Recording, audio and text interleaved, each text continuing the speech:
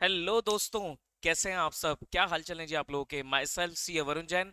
I welcome you all to my YouTube channel. So आप लोगों का कॉस्टिंग का एग्जाम हो गया। अब पेपर जैसा भी हुआ है साइड रखना उसे। बिल्कुल भी उसके बारे में कुछ नहीं, कोई वीडियो नहीं देखनी, कोई रिव्यू नहीं देखना, कोई आंसर टैली नहीं करने, कुछ भी नहीं करना।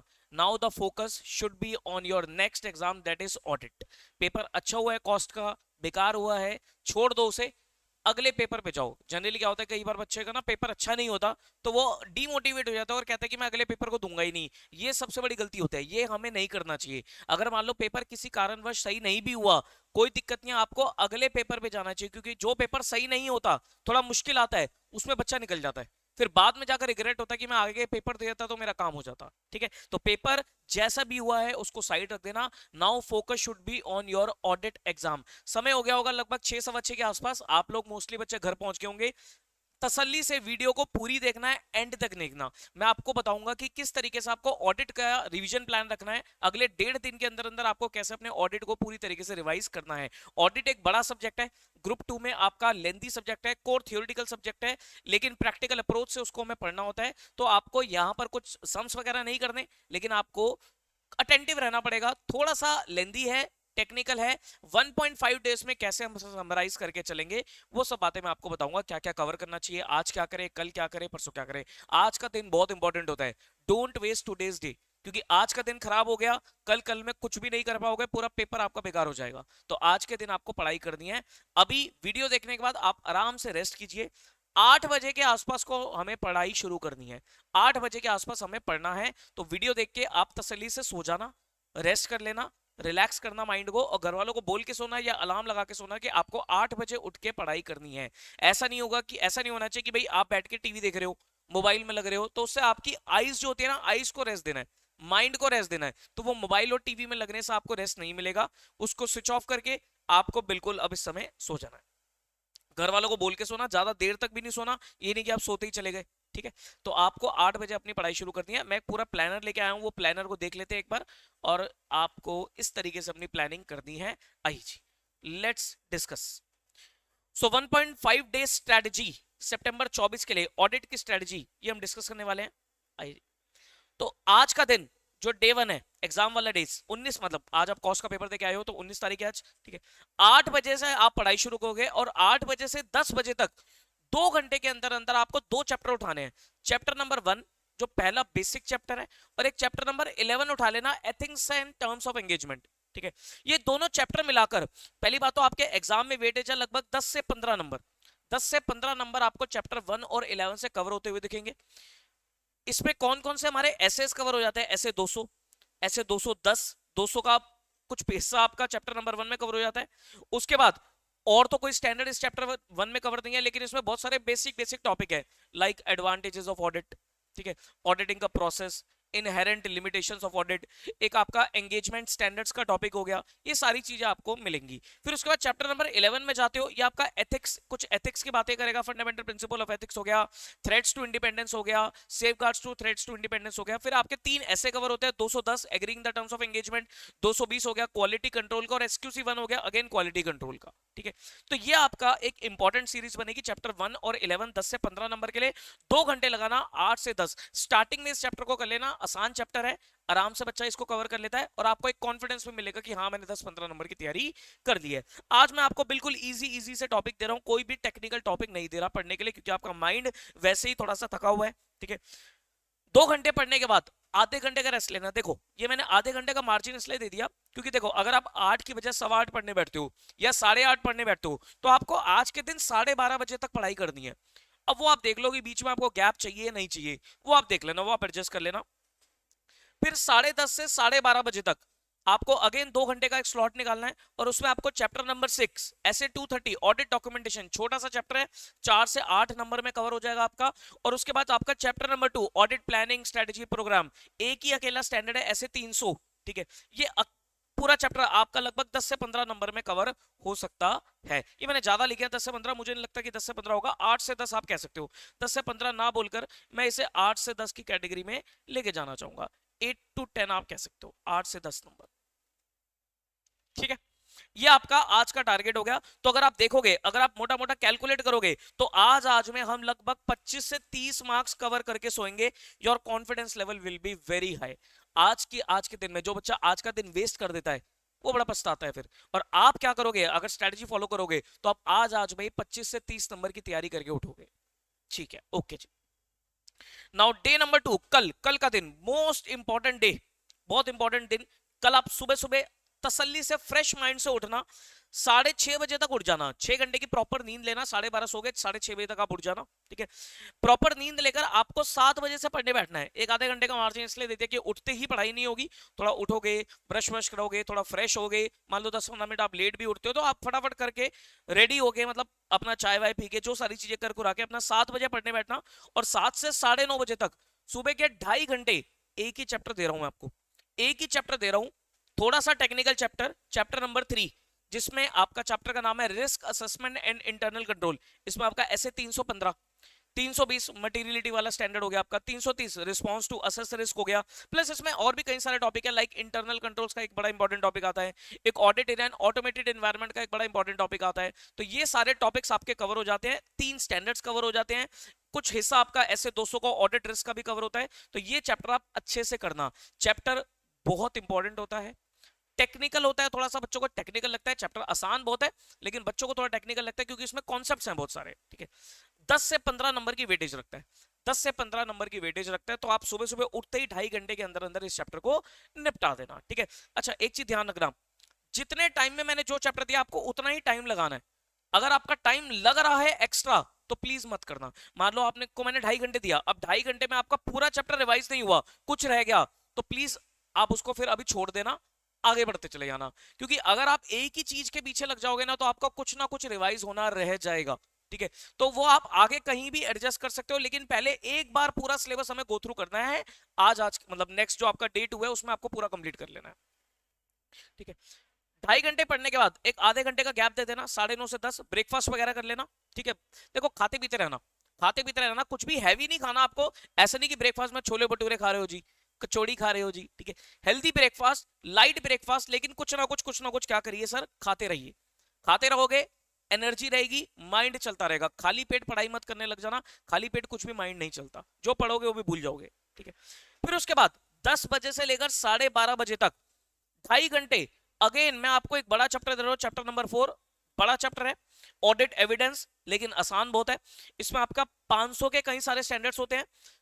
एक 500 हो गया आपका ऑडिट एविडेंस, 610 हो गया इंटरनल ऑडिटर वाला, 530 सैंपलिंग, 501 आपका वो इन्वेंट्री वगैरह वाला, इन्वेंट्री और अपना पीपी वाला, 505 हो गया आपका एक्सटर्नल वाला, 510 इनिशियल ऑडिट एंगेजमेंट, 550 ये आपका होता है रिलेटेड पार्टी, और 520 हो गया आपका एनालिटिकल प्रोसीजर्स।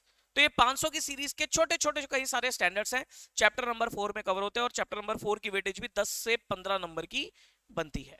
तो आप 2.5 घंटे के अंदर अंदर 10 से 12:30 के बीच में आपको चैप्टर नंबर 4 उठा लेना है। 12:30 बजे तक, 12:30 बजे तक ये दोनों चैप्टर करने के बाद 1 घंटे का आपको गैप लेना है, अपना नहा धो लेना, थोड़ा सा रेस्ट कर लेना और लाइट सा लंच कर लेना, लाइट सा लंच कर लेना। ठीक है, फिर उसके बाद 1:30 बजे से लेकर 3 बजे तक 1.5 घंटे के अंदर अंदर आपको एक चैप्टर नंबर 7 दे रहा हूं मैं, छोटा है चैप्टर, ज्यादा बड़ा नहीं है, छोटा है चैप्टर। 500 की सीरीज कुछ कंटिन्यू हो जाती है, 560 570 सब्सिक्वेंट इवेंट और गोइंग कंसर्न वाला, 580 written representation, 450 evaluation of miss statement, 260 और 265 ये कम्युनिकेशन वाले स्टैंडर्ड्स हो गए, एक इंटरनल कंट्रोल का और एक कम्युनिकेशन विद द मैनेजमेंट का। 10 से 15 नंबर की वेटेज रखता है चैप्टर नंबर 7 भी। ठीक है, इसको कवर करके चलना, ये 1.5 घंटे में आपका आराम से कवर हो जाएगा। ठीक है, उसके बाद 3 बजे से लेकर 5 बजे तक 2 घंटे के अंदर अंदर अब आपको उठाना है चैप्टर नंबर 8, ऑडिट रिपोर्ट का, ऑडिट रिपोर्ट का। अगेन इसकी भी वेटेज भी 10 से 15 नंबर है। अब इसमें क्या क्या है, 700 की पूरी सीरीज कवर होती है, 700 रिपोर्टिंग का स्टैंडर्ड हो गया, मॉडिफिकेशन का स्टैंडर्ड हो गया, की ऑडिट मैटर का स्टैंडर्ड हो गया, emphasis on matter paragraph, other matter paragraph हो गया, 710 कंपैरेटिव वाला स्टैंडर्ड हो गया, 600 अनदर ऑडिटर का स्टैंडर्ड हो गया, 299 ज्वाइंट ऑडिट हो गया आपका, कारो 2020 वेरी इंपॉर्टेंट टॉपिक, कारो का टॉपिक हो गया, और 143 3 की रिपोर्टिंग रिक्वायरमेंट्स होगी आपकी। इसको पढ़ के चलना 10 से 15 नंबर। अब ये जो 3 से 5 का टाइम है ना, ये 3 से 5 थोड़ा सा थका हुआ, थोड़ा लेजी वाला टाइम है, तो इसलिए मैंने चैप्टर नंबर 8 ऐड कर दिया। ये बड़ा इंटरेस्टिंग चैप्टर है, चैप्टर नंबर 8 इजी है, इंटरेस्टिंग है, लाइट है, आराम से 2 घंटे के अंदर अंदर आप इसे निपटा सकते हो 10 से 15 मार्क्स का। फिर 5 से 5:30 बजे तक टी टाइम है आपका, अपना चाय वाय पियो, कुछ स्नैक्स वगैरह ले लो, ठीक है। फिर 5:30 से लेकर 6:30 बजे तक 1 घंटे के अंदर अंदर आपको फटाफट फटाफट क्या करना है सर, बैंक ऑडिट का चैप्टर निपटा देना। 8 से 10 नंबर बैंक ऑडिट, बड़ा इंटरेस्टिंग है बैंक ऑडिट, और एग्जामिनर का अच्छा मतलब फेवरेट चैप्टर है। 2 एक क्वेश्चन पूछ ही लेता है बैंक ऑडिट से, और इसमें ना practical aspects, case study type के क्वेश्चन, कुछ न्यूमेरिकल कैलकुलेशन के भी क्वेश्चन पूछ लेता है, तो इसको करके चलना बैंक ऑडिट को, ठीक है। उसके बाद बैंक ऑडिट करने के बाद अब आपको उठाना है 6:30 बजे से लेकर 9 बजे तक, 2.5 घंटे के अंदर अंदर आपको एक ही चैप्टर दे रहा हूं, chapter number 9, audit of different type of entities. इसमें अगेन 8 से 10 नंबर का चैप्टर है। इसमें आपका बहुत सारी चीजें सिंपल सिंपल पढ़ने वाली है, जैसे गवर्नमेंट का ऑडिट कैसे होगा, उसके बाद एनजीओ का ऑडिट कैसे होगा, एलएलपी का ऑडिट कैसे होगा, कोई ट्रस्ट का ऑडिट कैसे होगा, कोई कोऑपरेटिव सोसाइटी का ऑडिट कैसे होगा, कोई आपका एजुकेशनल इंस्टीट्यूशन का ऑडिट कैसे होगा, हॉस्पिटल्स का ऑडिट कैसे होगा, और एलएलपी का ऑडिट कैसे होगा, ये सब चीजें मतलब इन सब के ऑडिट्स कैसे होंगे, तो वो प्रोसीजर्स वगैरह गाइडलाइंस वगैरह इसको आपको पढ़ना है। देखो 2 चैप्टर ऐसे हैं, चैप्टर नंबर 9 और 5, ये आपके पढ़ने वाले थॉरो रीडिंग वाले चैप्टर है, इसमें कुछ याद नहीं कर सकते। बाकी सारे चैप्टर्स में तो आपको कुछ कुछ चीजें याद भी रखनी पड़ेंगी, लेकिन 9 और 5 ये एक ऐसे चैप्टर है जिसमें आप सिर्फ रीड कर सकते हो। 9 को तो बहुत अच्छे से पढ़ के जाना, 9 को तो बहुत अच्छे से पढ़ के जाना। 5 पे मैं अभी आ रहा हूं, ठीक है। 9 बजे तक आपका सारा सिलेबस हो गया एक्सेप्ट चैप्टर नंबर 5, जो आपका बड़ा चैप्टर है, बहुत बड़ा चैप्टर है चैप्टर नंबर 5, इसको छोड़ के आपका सारा सिलेबस हो गया 9 बजे तक। अब 9 से 10 1 घंटे का टाइम देना, डिनर वगैरह कर लेना, थोड़ा रेस्ट कर लेना। उसके बाद 10 बजे से लेकर 12 बजे तक 2 घंटे दे रहा हूं मैं आपको, क्या करना है, चैप्टर नंबर 5, चैप्टर नंबर 5 हो गया आपका। चैप्टर नंबर 5 में आपका क्या आता है, audit of items of financial statement, AIFS। देखो वेटेज वाइज 15 से 20 नंबर, वेटेज वाइज देखा जाए तो 15 to 20 मार्क्स। अब ये चैप्टर 2 घंटे में तो होने वाला नहीं है, तो अभी 2 घंटे करते हैं, और जो एग्जाम वाला दिन है उस दिन भी सुबह से उठ के आपको 1 डेढ़ घंटा 2 घंटे, अगर आप मैक्सिमम 2 घंटे निकालना चाहो तो निकाल सकते हो, वो आपके ऊपर है। देखो वो आपके ऊपर है, अगर आप रात को 2-3 घंटे लगाकर इसको निपटाना चाहो तो निपटा सकते हो। अगले दिन सुबह सुबह उठकर अगर जो भी आपके टॉपिक रह गए होंगे उसको कर लेना, ठीक है। नहीं तो आप 2 घंटे अभी पढ़ो, 2 घंटे सुबह पढ़ लेना। इस चैप्टर में ना थोड़ा सा क्वेश्चन स्पेसिफिक हो जाना, जितने भी आईसीआई के क्वेश्चन है सारे पढ़ो, जितने भी आरटीपीज के क्वेश्चन है सारे पढ़ो इस चैप्टर के, एमटीपी के क्वेश्चंस पढ़ो, और पीवाईक्यू के क्वेश्चंस पढ़ो इस चैप्टर के। इस चैप्टर को बोल रहा हूं, इस चैप्टर अगर आप स्टडी मैथ से रिवाइज करने लग जाओगे तो थोड़ा सा मुश्किल है उसको कवर कर पाना, टाइम ज्यादा लग जाएगा। तो आप क्वेश्चन स्पेसिफिक हो जाना, क्योंकि आई होप आपने पहले पढ़ ही रखा होगा, ठीक है। उसके बाद डे नंबर 3 जो एग्जाम डे है 21 तारीख को, आप सुबह सुबह 6 बजे उठ जाना, 12 बजे सो के 6 बजे उठ जाओगे, 6:30 बजे से लेकर 8:30 बजे तक अगेन मैंने चैप्टर 5 ही डाल रखा है, चैप्टर 5 ही डाल रखा है, क्योंकि देखो वेटेज अगर आप देखोगे तो 15 से 20 नंबर है, तो मैंने चैप्टर नंबर 5 ही डाल रखा है। अब जितना हो जाए बढ़िया है, नहीं हो कोई दिक्कत नहीं है, लेकिन मैक्सिमम 8:30 बजे तक आपको निपटा देना है। अगर आपका पहले ही हो जाए तो आपका जो टॉपिक रह गया, आप उसका बफर टाइम है एक तरीके से आपके लिए, तो आप उस हिसाब से एडजस्ट उसे कर लेना, ठीक है। 8:30 से 9:30 रेडी वेडी हो जाना, ब्रेकफास्ट कर लेना, पेट भरा होना चाहिए, ये ध्यान रखना, ठीक है। फिर 9:30 बजे से लेकर जितना भी अब आपको टाइम अलाउ करता है, अब डिपेंड करता है आपका एग्जाम सेंटर कितना दूर है, तो आप उस हिसाब से निकलोगे। तो 9:30 बजे के बाद आपका खुद का टाइम होता है कितने बजे तक आपको पढ़ना है। आसपास सेंटर है तो आप उस हिसाब से पढ़ सकते हो, लेकिन मेरे हिसाब से मेरा ये मानना होता है कि 12 बजे तक लास्ट पढ़ लो, 12 बजे के बाद आप लोगों को पढ़ना नहीं चाहिए। अब क्या करना है इस टाइम पे, क्या करना है, जो आपके पास लास्ट के 2-2.5 जितना भी देर बचती है, तो भाई आरटीपी देख लो, एमटीपी देख लो, पीवाईक्यू, सिर्फ ये क्वेश्चंस एक बार देख लो, क्वेश्चन आंसर जितने भी देख पाओ, जितना भी देख लिया आपने बढ़िया है। क्या पता एग्जाम में कोई तुक्का लग के वही क्वेश्चन आपके एग्जाम में सामने दिख जाए आपका, ठीक है। तो ये चीज आपको करनी है। इस तरीके से आप 1.5 दिन के अंदर अंदर अपने ऑडिट के सिलेबस को रिवाइज करके चलोगे, ठीक है जी। ये एक मेरे हिसाब से 1.5 डेज की स्ट्रेटजी है। नाउ एग्जाम की स्ट्रेटजी बहुत इंपॉर्टेंट है, ध्यान से सुनना, फटाफट मैं इसको रैप अप कर रहा हूं, वीडियो थोड़ी लंबी हो रही है। 15 मिनट्स का रीडिंग टाइम, जो आपका 15 मिनट का रीडिंग टाइम होगा उसमें क्या करना है, सबसे पहले तो आपको देख लेना कि कौन सा क्वेश्चन छोड़ना है, कौन सा क्वेश्चन छोड़ना है उसको काटा लगा देना। तो एक बार सारे क्वेश्चन को फटाफट क्विकली गो थ्रू करके जो क्वेश्चन छोड़ना है उसको काटा लगा के एक प्रायोरिटी डिसाइड कर लेना कि पहले कौन सा करना है, फिर कौन सा करना है, फिर कौन सा करना है। मैं हर पेपर में बोलता हूं कि पहले 2 घंटे के अंदर अंदर, पहले 2 घंटे के अंदर अंदर जो आपका 70 मार्क्स का डिस्क्रिप्टिव पार्ट है उसको अटेम्प्ट करो जितना हो जाए। 2 घंटे लगाकर जो 70 मार्क्स का डिस्क्रिप्टिव पार्ट है उसको अटेम्प्ट करो जितना हो जाए। आप मान के चलो कि मेरे लिए 2 घंटे का टाइम है और मुझे 70 नंबर का पेपर करना है, आपके लिए ये टारगेट होना चाहिए कि मेरे लिए 2 घंटे का टाइम है, 70 नंबर का पेपर करना है, तो उस हिसाब से स्पीड बना लो अपनी, उस हिसाब से स्पीड बना लो जितना हो जाए 70 में से 2 घंटे के अंदर अंदर, मतलब 3 बजे से लेकर जो सॉरी 2 बजे से लेकर 4 बजे तक, 4 बजे तक जितना हो जाए बढ़िया है। अब 4 बजे बिल्कुल डिस्क्रिप्टिव पार्ट को छोड़ देना, एमसीक्यू पे आ जाना, लास्ट का 1 घंटा आपको एमसीक्यू पे रिजर्व करना है, क्योंकि देखो एमसीक्यू ऐसे नहीं है कि बिल्कुल सीधे सीधे एमसीक्यू आएंगे। एमसीक्यू का पैटर्न अब बदल चुका है। अब institute case study based MCQ पूछता है, मतलब 8-8 नंबर की, आपको पता होना चाहिए कि एमसीक्यू कैसे आएंगे सर, 8-8 नंबर की 3 केस स्टडीज आएंगी। इसमें से हर 4-4 एमसीक्यू होंगे, हर केस में 4-4 एमसीक्यू होंगे ऑफ 2 मार्क्स ईच। तो आपको केस स्टडी आएगी तो केस स्टडी आपको पढ़नी पड़ेगी, तो टाइम लगेगा उसमें, ठीक है। 8 और 24 नंबर तो ये हो गए, और 6 मार्क्स के आपके कोई भी 3 क्वेश्चंस आएंगे, 3 एमसीक्यूज आएंगे 2 मार्क्स ईच, ठीक है। तो आपको एमसीक्यूज देखना है, केस स्टडी आपको पढ़नी पड़ेगी, थोड़ा टाइम लगता है एमसीक्यू में, ठीक है। तो आपको एमसीक्यू निपटाने हैं, अटेम्प्ट करने हैं एमसीक्यू। कोशिश करना, मैंने 1 घंटा रिजर्व किया है, लेकिन कोशिश करना उसे 30 to 40 मिनट्स के अंदर अंदर रिजर्व करना। हर केस स्टडी को अगर आप 8 से 10 मिनट भी देते हो, और जो आपके सिंपल एमसीक्यूज है उसमें ज्यादा टाइम नहीं लगता, तो अगर आप हर केस स्टडी को 10 मिनट भी देते हो, 10 मिनट में आपने मतलब केस स्टडी पढ़ी और आंसर करे, 10 मिनट भी पर केस स्टडी अगर आप दे रहे हो, आप आराम से 40 मिनट्स के अंदर अंदर एमसीक्यू कर लोगे। ऐसा करने के बाद आपका अगेन 15 से 20 मिनट जो बचेंगे, फिर जो डिस्क्रिप्टिव पार्ट में जो क्वेश्चन रह गया आप उसके ऊपर अटेम्प्ट कर सकते हो। इस तरीके से आपका मैक्सिमम पेपर अटेम्प्ट हो जाएगा। नहीं तो ग्रुप 1 का रिव्यू ही यही है, क्योंकि केस स्टडी मतलब एमसीक्यू इन्होंने सारे केस बेस्ड डाले हैं, तो ग्रुप 1 में बच्चों का रिव्यू यही है, सर पेपर बहुत लेंदी है, पेपर छूट रहे हैं। वो छूटने का कारण ही यही है कि केस बेस्ड एमसीक्यूज हैं, 3-3 केस स्टडीज हैं, उसको पढ़ना, थॉरोली पढ़ना, उस पे क्वेश्चंस को अटेम्प्ट करना अपने आप में चैलेंजिंग टास्क है। तो आपको मैक्सिमम पेपर अटेम्प्ट करने का तरीका मैं आपको बता रहा हूं कि पहले 2 घंटे के अंदर अंदर डिस्क्रिप्टिव पार्ट करो, फिर उसके बाद एमसीक्यूज 30-40 मिनट्स के अंदर अंदर निपटाओ, फिर 15-20 मिनट जो आपके पास बचते हैं उसमें आप दोबारा डिस्क्रिप्टिव पे आ जाओ। इससे आप मैक्सिमम पेपर को पूरा कर जाओगे, ठीक है। एक चीज ध्यान रखना, ऑडिट के पेपर में भाई साहब टू द पॉइंट आंसर लिखना है, फालतू की कोई बातें नहीं लिखनी, टू द पॉइंट आंसर लिखना है। 4-4 नंबर के क्वेश्चन है तो आपको लेंथ में नहीं जाना आंसर की, टू द पॉइंट आंसर लिखना है, जो पूछा वो लिखो। जहां भी ऐसे का नाम नंबर की जरूरत है तो ऐसे का नेम नंबर, कोई कंपनी लॉ का सेक्शन वगैरह है, कारों के क्लॉज वगैरह है, जो भी याद हो आप उसे लिखो जरूर, कोट जरूर करो। जहां भी कोट कर सकते हो एग्जाम्पल कोट कर दो, जहां भी एग्जाम्पल की नीड हो, ठीक है। और अगर आपको कोई डायग्राम या फ्लो चार्ट वगैरह या पता है, अगर आप अच्छे अपने आंसर को बेस्ट प्रेजेंट करना चाहते हो, तो कोई डायग्राम फ्लो चार्ट अगर आपको पता है, टाइम अलाउ करता है, तो आप उसे भी यूज कर सकते हो।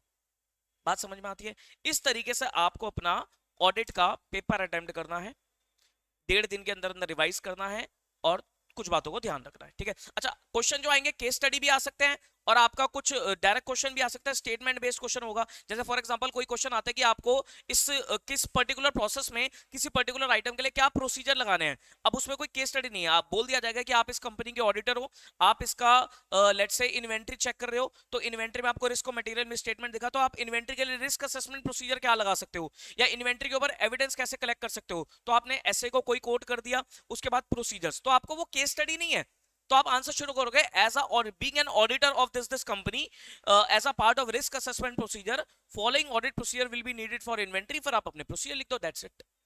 जहां पर केस स्टडी है वहां पर आपको आंसर को 3 पार्ट्स में डिवाइड करना है कि फैक्ट ऑफ पहले रिलेवेंट प्रोविजन आ गया, फिर फैक्ट ऑफ द केस आ गया, और लास्ट में कंक्लूजन आ गया। Relevant provision, fact of the case, और लास्ट में कंक्लूजन, 3 पार्ट्स में आप अपने आंसर को डिवाइड कर सकते हो फॉर केस स्टडी। सारी केस स्टडी नहीं होती है, जहां भी प्रोसीजर्स वगैरह पूछे जा रहे हैं वो केस स्टडी नहीं है। और डायरेक्ट क्वेश्चन तो बहुत रेयर केस है कि डायरेक्ट क्वेश्चन पूछ लिया, डायरेक्ट तो डायरेक्ट तरीके से आंसर दो, ठीक है। बट ध्यान रखना फालतू बातें कुछ भी नहीं लिखनी है, टू द पॉइंट ही आपको आंसर देना है, ठीक है। तो this is the strategy for audit. इस तरीके से आप अपने ऑडिट की तैयारी करो। ऑल द वेरी बेस्ट, अच्छे से ऑडिट की तैयारी करो और बहुत अच्छे से तोड़ फोड़ के आना है इस पेपर में आपको, ठीक है जी। चलिए, गुड लक, बाय बाय।